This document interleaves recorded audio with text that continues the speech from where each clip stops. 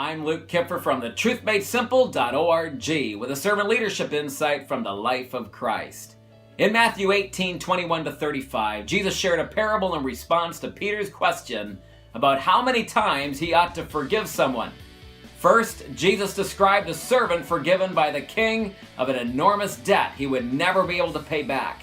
After this extravagant display of grace, the servant went out and found a second servant who owed him a mere fraction of what he had just been forgiven.